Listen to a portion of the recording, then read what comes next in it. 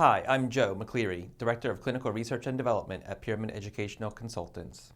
In this video, I'll be talking about the relationship of PECS and core vocabulary.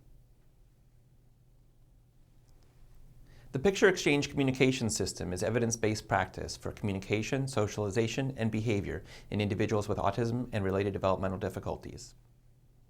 Developed over 30 years ago, PECS is one of the most widely used intervention practices in schools serving these populations.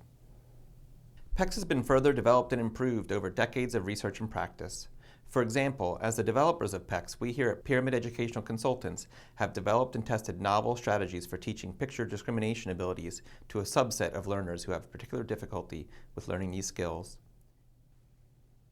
We have also improved upon and expanded methods for motivating and teaching PECS-based commenting skills.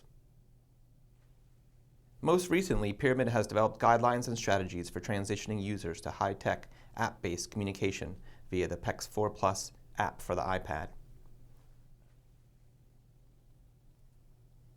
While PECS has been developed and improved in response to a number of changes in our understanding and practices in the field, it has always done so in a manner that is consistent with its principles, which have made it one of the most reliable and most useful interventions.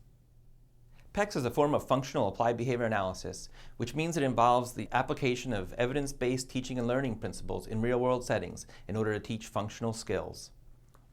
The PECS protocol is also informed by the particular communication, socialization, and motivational needs and characteristics of individuals with autism and related communication difficulties. For example, PECS utilizes explicit teaching procedures designed to ensure that learners become consistently independent and spontaneous social communicators. Finally, the PECS protocol utilizes a developmentally informed approach to communication and learning.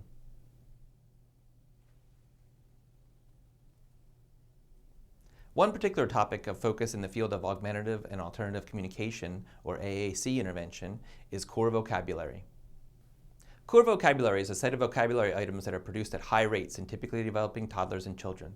The basic premise of core vocabulary is that interventions should target those words that are useful across a variety of settings. In an initial study, Buchelman and colleagues identified vocabulary items produced frequently by 4-year-old children. Bonagy and colleagues then did the same for 2.5-year-old children. Based upon these studies, it has been recently suggested by some that core vocabulary items be incorporated into intervention for individuals with a variety of pervasive speech and communication delays as early as possible. It appears that the individuals who propose this practice, in many cases, are failing to consider a wealth of existing data on early communication and language development. Speech and language can be characterized as developing through 3 core stages from first words to grammar. The first word stage, the word-word combination stage, and the complex grammatical function stage. During the first word stage, the initial lexicon comprised of content words like nouns and verbs, including dog and eat, is established. During the second stage, the lexicon continues to develop and expand rapidly, and the learner begins to put words together in 2- and 3-word phrases. Critically, however, the phrases produced during the second stage are typically characterized by impoverished and inaccurate grammar, known as telegraphic speech. It is only in the third stage that the typical language learner truly begins to reliably use accurate grammar in order to produce increasingly clear and complex messages. To date, core vocabulary has been derived from word production samples collected from typically developing children who are in the complex grammatical function stage of speech and language development, or beyond. Let's take a look at core vocabulary. Here is Bonagy and colleagues' list, used here because it is from the youngest sample of children studied in the core vocabulary literature. For clarity, I have organized these words according to the linguistic functions: content words, grammatical function words, and mixed class words. The first thing that becomes apparent is that core vocabulary items are primarily grammatical function words, 14 items, versus content words, 6 items, or mixed function words, 2 items. In 1994, Bates and colleagues followed a cohort of 1,803 children longitudinally from 16 to 30 months of age, and directly examined and compared content word and grammatical function word production. They found that children's early vocabulary during this period was comprised almost exclusively of content words, with an emphasis on noun production. In contrast, grammatical function words represented only a small and unchanging proportion of total vocabulary, up until the point that the child's vocabulary hit 400 words. For PECS and other visual AAC users, this is the equivalent of a functional vocabulary of 400 pictures. In addition, the researchers found that children who began to produce a relatively higher number of grammatical function words prior to achieving a 400-word vocabulary were actually less successful language producers at 30 months of age. Therefore, actively introducing grammatical function words early in language learning is not only developmentally inappropriate, but these data suggest that doing so may very well be counterproductive. So when should core vocabulary items be introduced?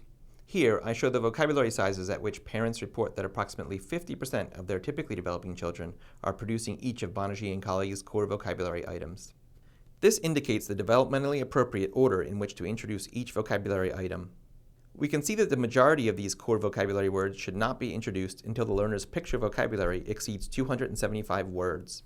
Of the remaining words, only one, no, should be introduced in the first word stage, with others introduced once the learner's vocabulary includes 150 plus items. Please note that even 50% of typically developing children will not be producing these vocabulary items at the stage of language learning. Examples of content words that many children will have mastered by the time they attain a vocabulary of approximately 75 words include the following. Developmentally, these and many other content words well precede all of Banerjee and colleagues' core vocabulary words, with the exception of no. We recommend keeping track of the size of each of your PECS users' vocabularies and using this as a critical index to help determine whether that learner is at the right language level for each of the core vocabulary items.